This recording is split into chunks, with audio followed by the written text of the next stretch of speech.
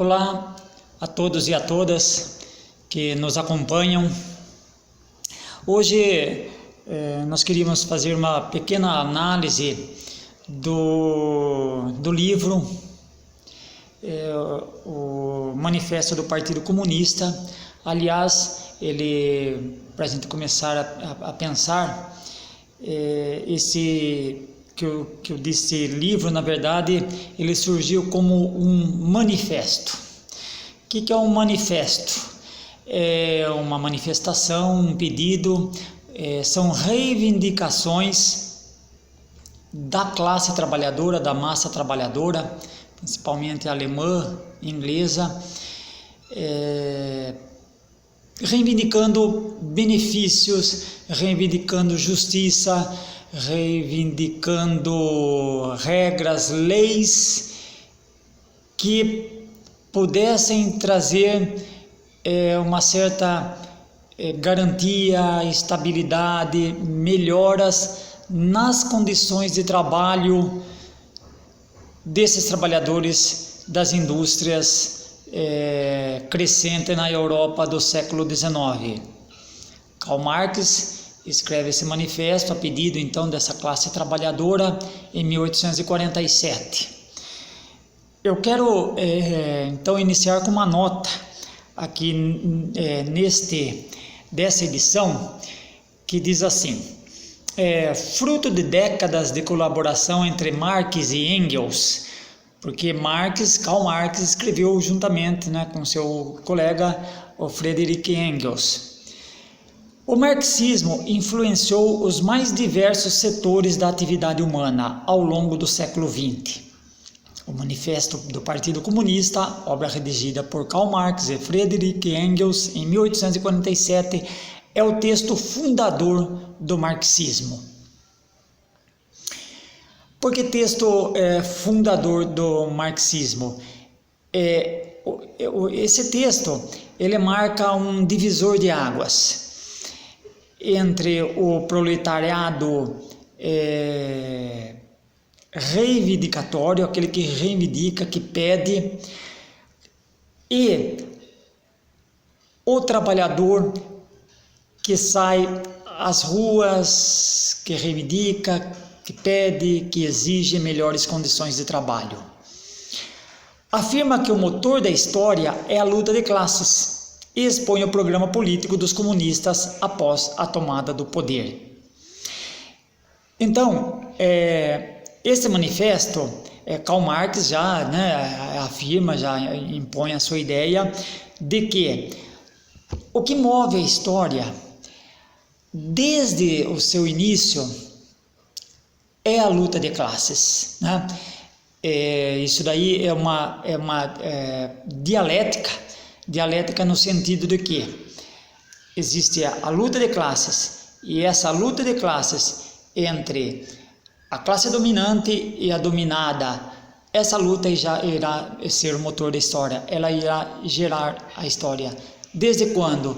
Desde você pegar a época romana, os patrícios e os plebeus, o feudalismo, o senhor feudal e o camponês, na modernidade, o patrão e o empregado.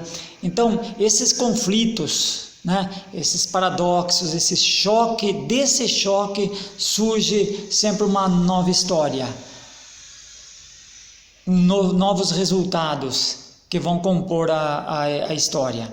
O texto observa que o poder só pode ser atingido pela derrubada do Estado burguês e pela união dos proletários de todos os países. Bom, vamos entender então o que é esse Estado burguês que o Marx diz. Vamos entender primeiro então a burguesia. Vamos retomar então o século XVI, século das grandes navegações, século dos grandes descobrimentos, 1500, descoberta da América. Isso vai trazer novidades para a Europa. Que novidades são essas?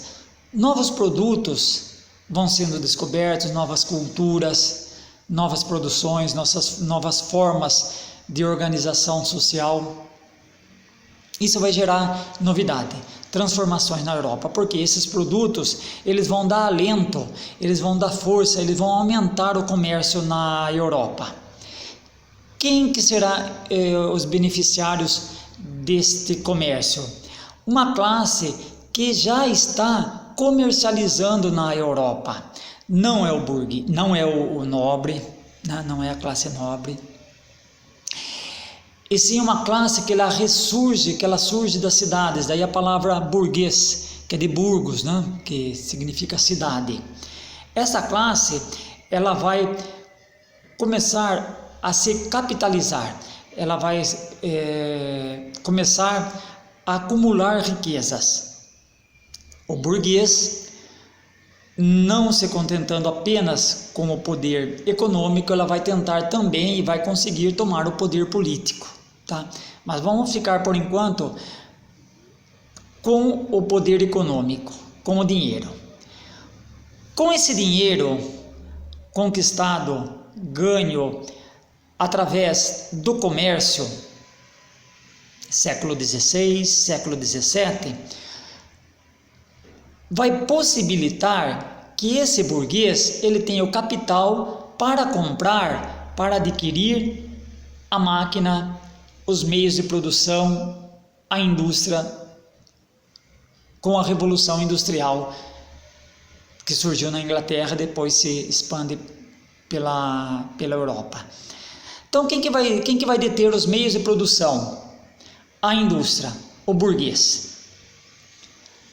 O que o proletariado vai oferecer? A sua mão de obra. Ele não tem o meio de produção, ele não tem a máquina, ele não tem a indústria.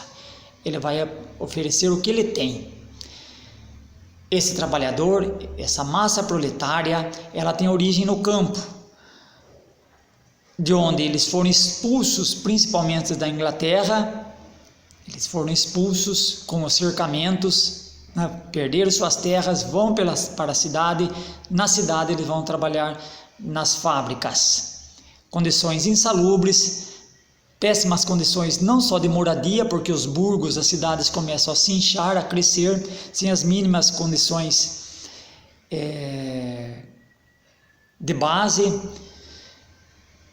Na fábrica, pior ainda, condições insalubres, os trabalhadores não têm mínima condições básicas, né? Básicas condições de trabalho, não tem garantias de serviço, não tem o que a gente vê hoje, feriados, descanso semanal remunerado, né? Não tem férias, 13º, nem pensar na época. Não tem garantia nenhuma, não tem previdência nenhuma. E é contra esse estado de coisa que o Marx vai escrever. Então, o núcleo do pensamento de Marx é sua interpretação do homem. Marx vai interpretar o homem, a sociedade, a família, as instituições, a igreja, tudo como resultado desta luta de classes, desta exploração, desse trabalho alienado. Aliás, o conceito de alienação nós vamos ver também nos escritos de Karl Marx e Friedrich Engels. Vamos começar então esse manifesto. Aí tudo que está assim, que não está muito claro, nós vamos tentando entender através da leitura.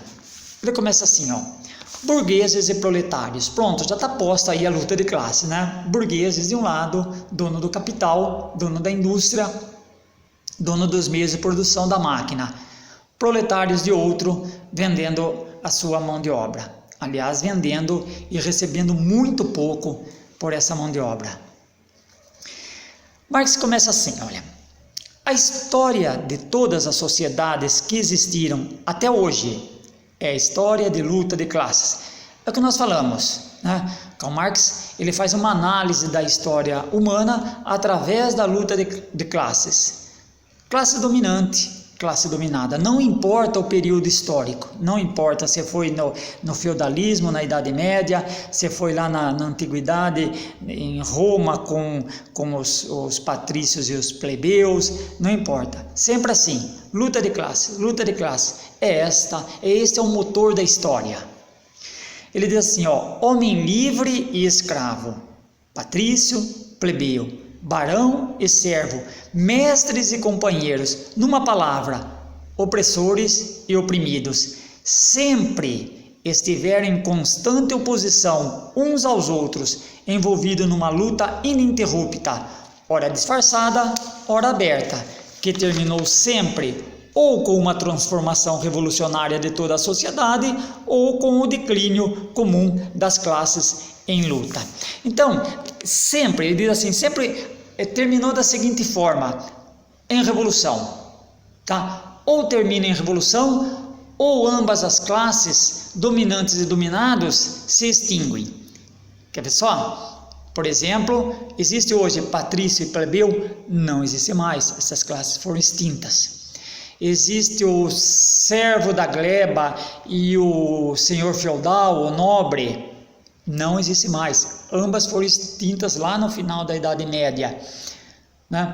Então, essas classes, ou elas são extintas, ambas, né? As duas são extintas, ou se vê um processo revolucionário em que há uma transformação completa, que também não é tão incomum, uma revolução, uma mudança completa de pensamentos, de paradigmas durante toda a história. Diz assim, nas primeiras épocas, encontramos quase por toda parte uma completa estruturação da sociedade em diversas ordens, uma múltipla gradação das posições sociais. Isso é comum, né? Sempre teve o nobre, o barão, o duque, sempre assim, sempre numa hierarquização de classes sociais e posições sociais. Na Roma Antiga, temos patrícios, olha só a hierarquia. Na Roma Antiga, temos patrícios, guerreiros, plebeus e escravos. Está vendo essa hierarquização de poder? Na Idade Média, lá em cima, no topo, senhores feudais, depois os vassalos, depois os mestres, companheiros, aprendizes e servos. Tá? E em quase todas essas classes, outras gradações particulares. Dentro das classes, outras subclasses, sempre uma hierarquização. A moderna sociedade burguesa, surgida das ruínas da sociedade feudal, não eliminou os antagonismos entre as classes, apenas estabeleceu novas classes, novas condições de opressões, novas formas de luta em lugar das antigas. Então, o que ele está dizendo da moderna sociedade burguesa, ele está escrevendo lá no século XIX, ele escreve em 1847.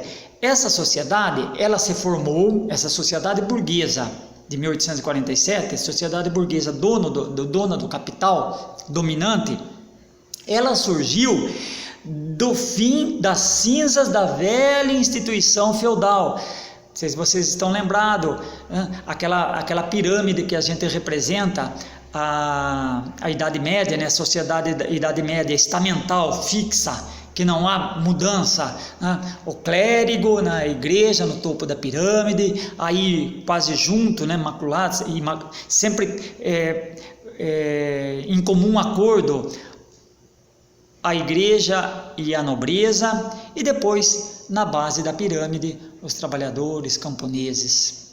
Essa era a forma estamental. Ele está dizendo que a sociedade burguesa, ela surgiu desta sociedade, desse estamento, dessa organização política do feudalismo, da Idade Média.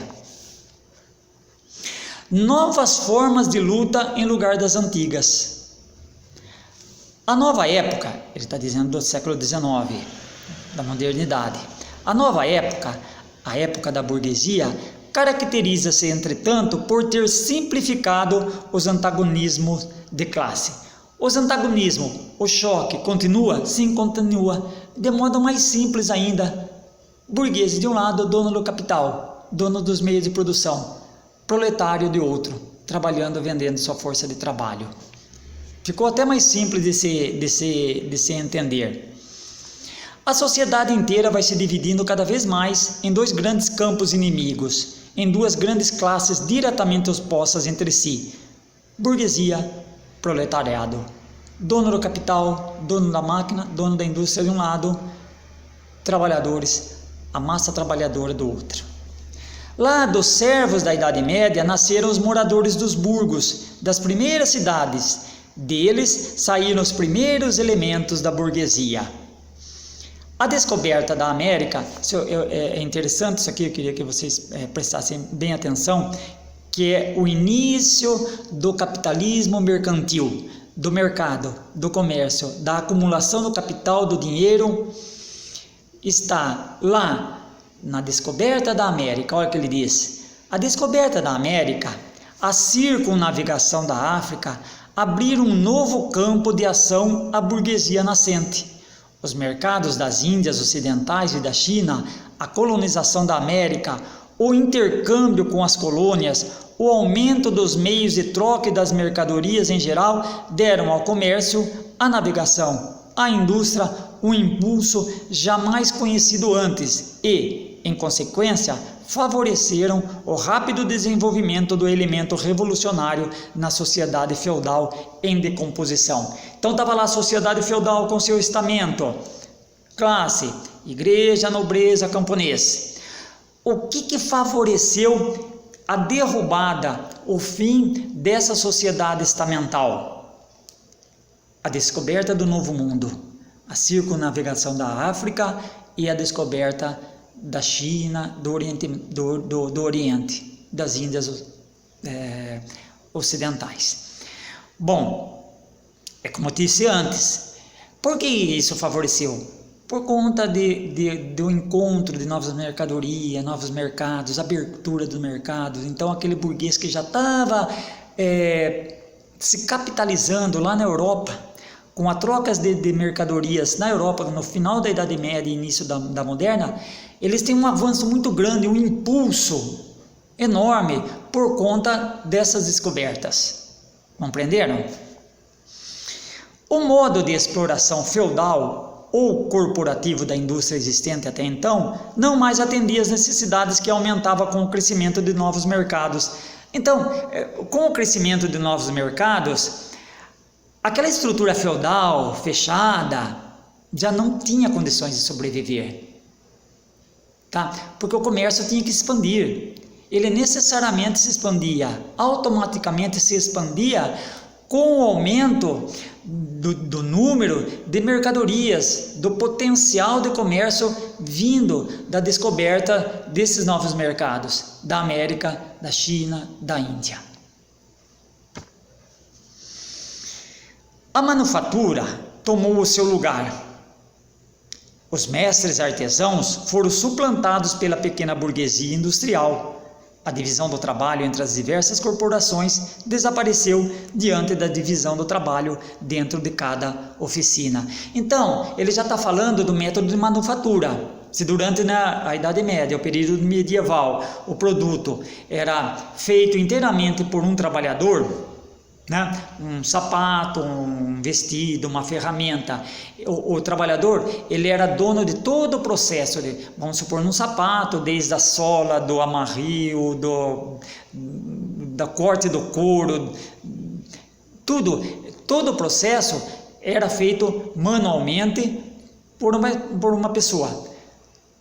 Com o advento da indústria, a máquina vai quadruplicar a rapidez desse processo. E o processo ele vai ser dividido, é isso que o Karl Marx está dividido. Dentro da indústria, esse processo vai ser dividido. Cada trabalhador vai fazer uma parte do produto. Tá? Ele não vai tomar conta de todo o produto. Aí que entra o conceito de alienação que Karl Marx vai falar, vai escrever mais para frente. Ele vai dizer assim, ó, que o homem, o que é alienação? Alienação é quando você perde alguma coisa. A alienação é quando você não tem o poder sobre determinada coisa, sobre determinado objeto. Qual que objeto é esse? O produto. que o trabalhador está fazendo, que ele está produzindo. Ele não tem mais aquela criação de pegar um produto e fazer o produto completo, começar e terminar e dizer assim, olha, eu fiz isso. Né? Não, ele faz apenas uma parte do produto, ele não faz o produto todo. Isso é a alienação. A alienação é quando o trabalhador ele perde a sua capacidade de criação, criar um produto. Tá? Depois, mais para frente, a gente entra em detalhes. Os mercados, no entanto, continuavam a crescer e continuavam a aumentar as necessidades. A própria manufatura tornou-se insuficiente. Em consequência, o vapor e a maquinaria revolucionaram a produção industrial. Está aí a revolução industrial, a vinda de máquinas que vão produzir muito mais e depois ainda o vapor, primeiro a máquina manual e depois ainda o vapor que vai acelerar ainda mais a produção. O lugar da manufatura foi ocupado pela grande indústria moderna. A média burguesia manufatureira foi perdendo seu espaço, cedendo lugar aos industriais milionários, aos chefes de exércitos industriais inteiros, aos burgueses modernos. A grande indústria criou o mercado mundial, para o qual a descoberta da América preparou o terreno.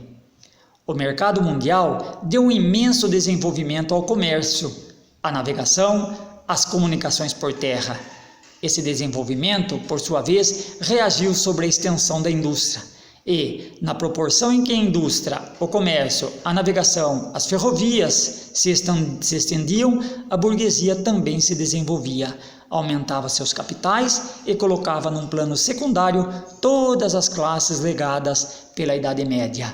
Então, tudo aquilo que estava posto na Idade Média, a economia, as classes, a manufatura, toda aquela estrutura econômica, social da Idade Média cai por terra com o advindo da burguesia, o enriquecimento através do aumento do comércio, da navegação, das ferrovias.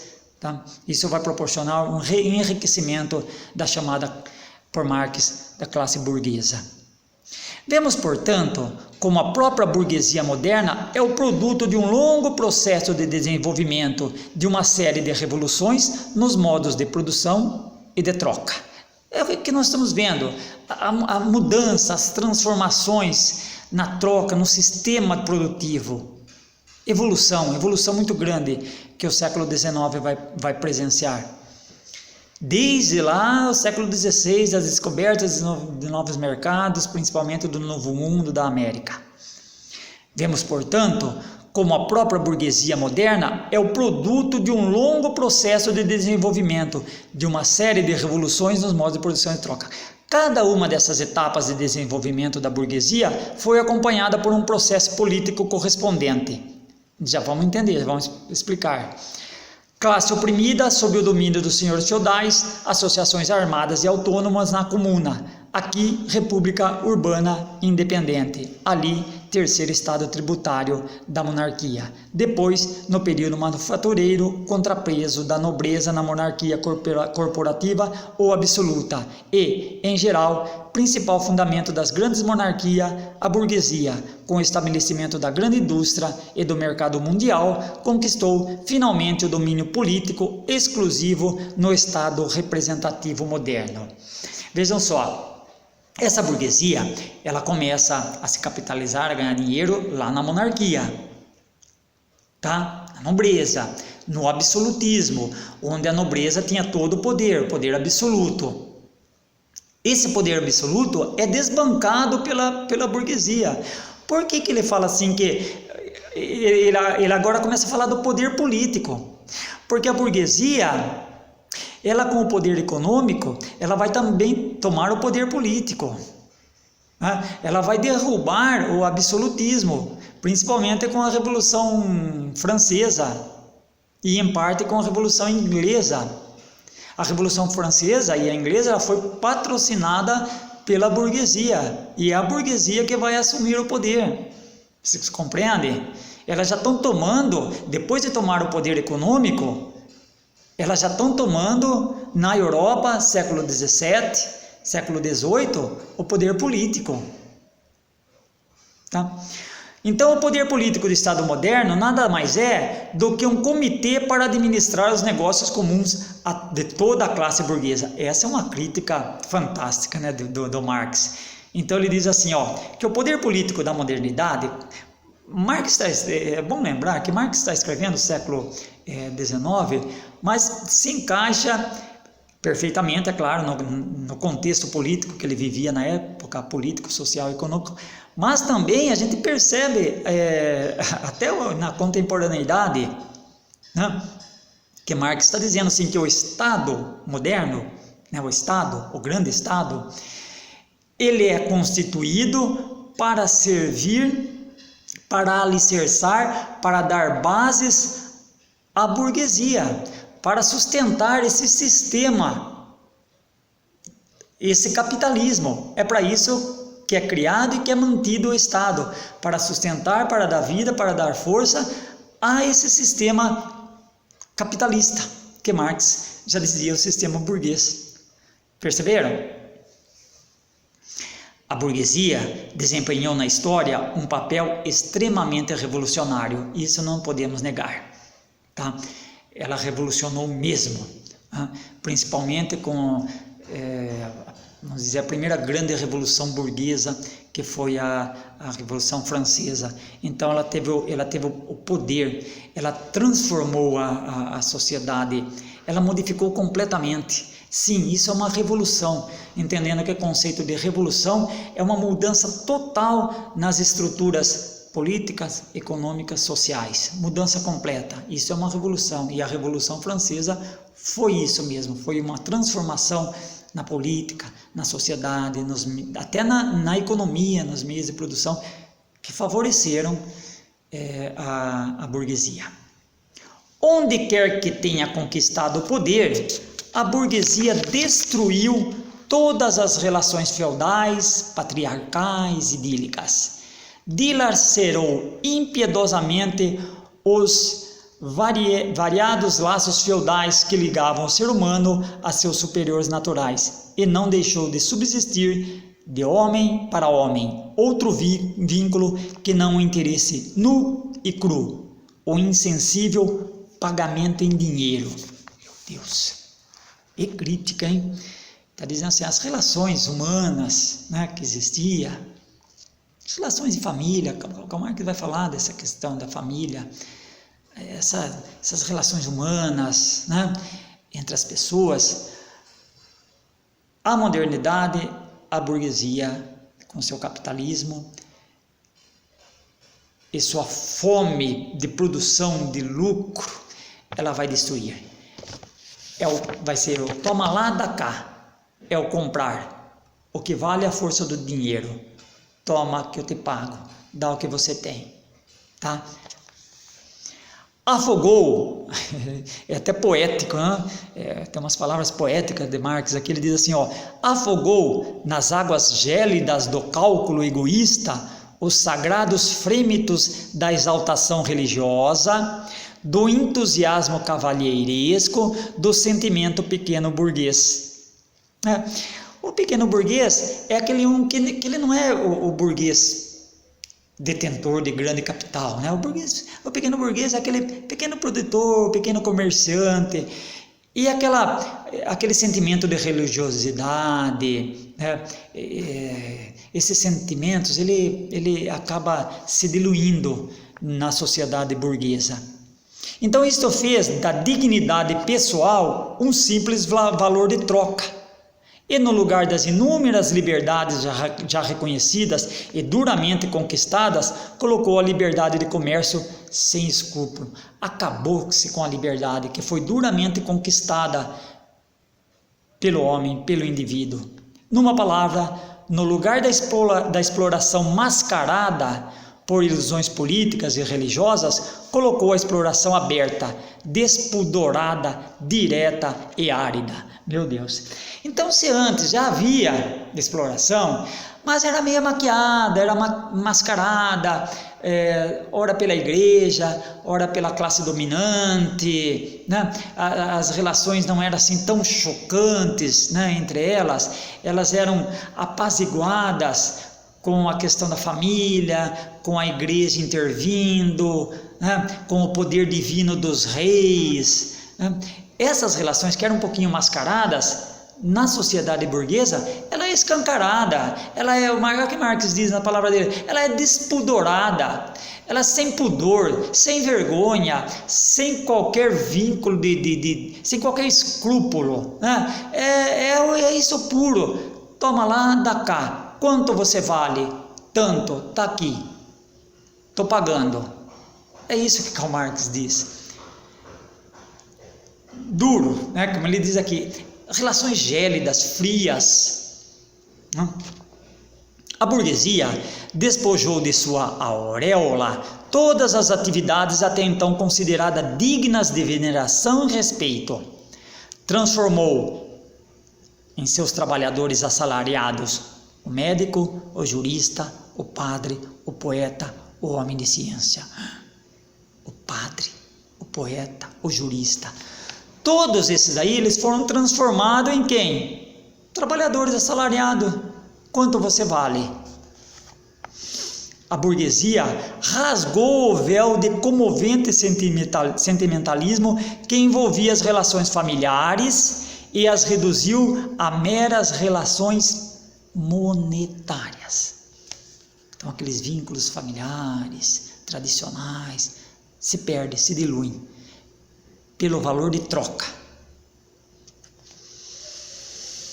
A burguesia revelou como a brutal manifestação de força que a reação tanto admira na Idade Média encontrava seu complemento apropriado na mais desleixada indolência. Foi a primeira a mostrar o que pode realizar a atividade humana. Criou maravilhas que nada tem a ver com as pirâmides do Egito, os aquedutos romanos e as catedrais góticas. Realizou expedições muito diversas das migrações, dos povos e das cruzadas. Tudo o que tinha acontecido na Antiguidade e na Idade Média, a construção de grandes pirâmides, as catedrais góticas, né, as migrações, as cruzadas, ela transformou toda essa sociedade que construiu tudo isso numa mera sociedade de produção industrial, uma massa enorme, infindável, por isso que aí a palavra proletário vem de prole, grande quantidade de filhos, que Karl Marx vai dizer que essa massa trabalhadora vai servir a quê? Ao grande capital.